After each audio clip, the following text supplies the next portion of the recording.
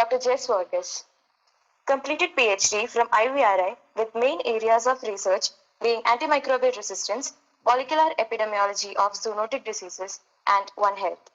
Has received several recognitions including Inspire Fellowship, ICAR, SRF and ICAR JRF Fellowships, Sardar Patel Outstanding ICAR Institution Award, and Endowment Gold Medal for BVSC and AH. He has several article publications in antimicrobial resistance, molecular epidemiology of zoonotic diseases, and One Health. Currently working as assistant professor at Department of Veterinary Public Health, College of Veterinary and Animal Sciences, COCOD. Welcome to the panel, sir. Thank you, Krishna. Sir, can you tell us why antimicrobial resistance was your area of interest to work on? Okay, thank you for the question, Krishnendu. Actually, while doing my master's itself in 2011, our lab was engaged for a long time in researching about the listeriosis, a constant problem. Even though it's a gastrointestinal problem, it's also associated with certain reproductive zoonotic diseases. And we had a break when my guide also was suggesting to take up our work on enteric bacterial pathogens. We took up the work on the humans, animals, as well as on the associated environmental sources. We could isolate certain enteric bacterial pathogens, more often gram-negative pathogens, especially E. coli, Salmonella, Campylobacter, Listeria was there, and so on. 8 pathogens were we targeted on, and while we have developed certain diagnostic assays and the prevalence study was carried out, we could find that the enteroaggregative E. coli, neglected zoonotic disease, was more predominant at that point of time from human infants as well as young animals. And we could also isolate certain isolates of EAEC, the enteroaggregative E. coli, from the foods of animal origin as well as and from the environmental sources. And we were interested and encouraged to do the antibiotic susceptibility testing, wherein we could find so many strains of multi-drug resistant EAC as well as other enteric bacterial pathogens, which we were quite fascinated of. And thanks to our lab and lab mates and the mentor, Dr. Deepak B. Rao, sir was instrumental in keeping the pace of working in this area. And we are now also continuing on the same aspect, antimicrobial resistance, here at PUCOR also with the team here. That's the most interesting part while we were working on AMR. To Jess Vargas. Sir, you have worked on the antimicrobial effects of lactobacillus species on multi-drug resistant enteroaggregative E. coli. Do you think probiotics can be a promising solution for antimicrobial resistance? Also, why was lactobacillus species the choice of probiotic for your study? Before answering the proper question, we have to know what is the impact of EAEC, the pathogen.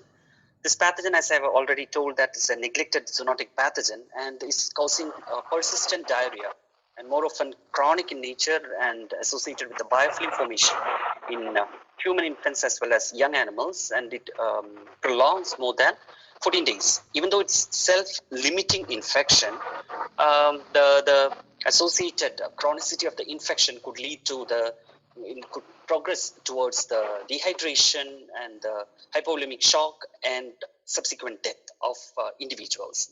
So while we were doing the clinical studies, we have found that the investigations by earlier researchers also have reported the resistance towards the drug of choice, the fluoroquinolones.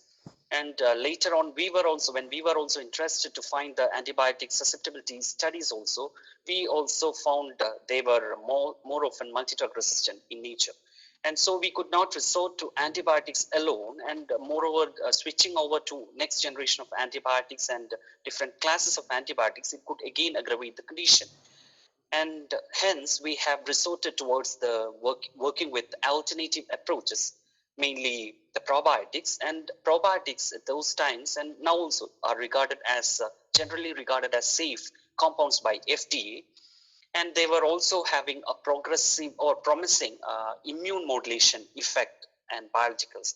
And more often in our practice commonly we use in humans and animals, certain spores of this bacteria, lactobacillus strains as well. And it mainly contains Lactobacillus plantarum and Acidophilus. That's the reason why we have chosen these two gut commensal gut lactobacilli, Lactobacillus plantarum and Lactobacillus acidophilus in our study. And we studied this effect of these lactobacilli against multi-drug resistant strains, which we could isolate from human infants and young animals. And we could progress our study towards murine model also. Even I was also a part of the study, which was primarily conducted as an MVSc master's degree work of one of my junior, Dr. Manish. And we could find in the murine model studies also promising result, and in our practical application also we could find certain patented products like Darolac C. It's also marketed, it's available in the markets also, and they were found to be fantastic in its effect against any diarrheal episodes also. That's it. Thank you. Thank you, sir. Dr. Jaswavis, can you tell us more about the research projects and studies that have been or are being carried out at Department of Veterinary Public Health at our college, CVA Spookwood? Fine. Thank you, Krishnendu. Interesting question.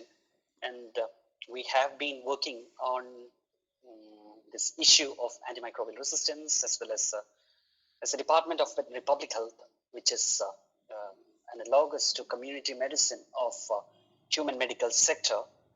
We bind, or we have a strong linkage of veterinary as well as public health.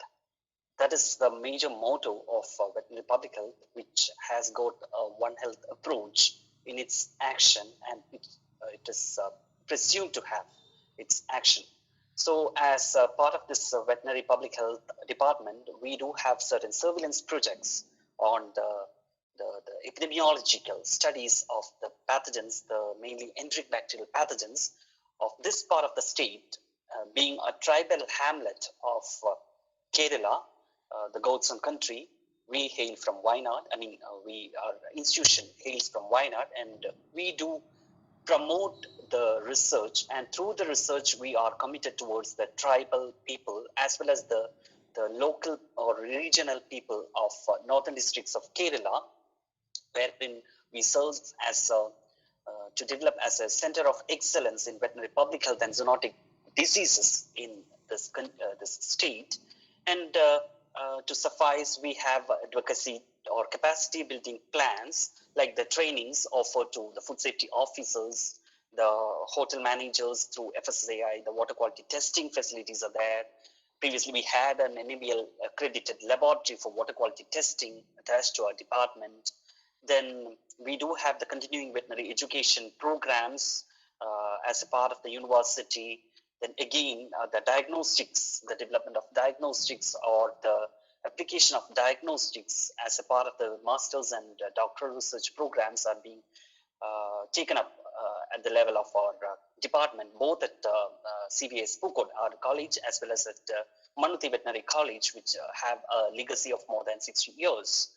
And apart from that one, our department holds a Center for One Health, a pioneering One Health center in our country, which is having a One Health approach, sharing the linkage with the line departments of the state, the medical, the veterinary, the animal husbandry department, the environmental departments, and the wildlife departments as well.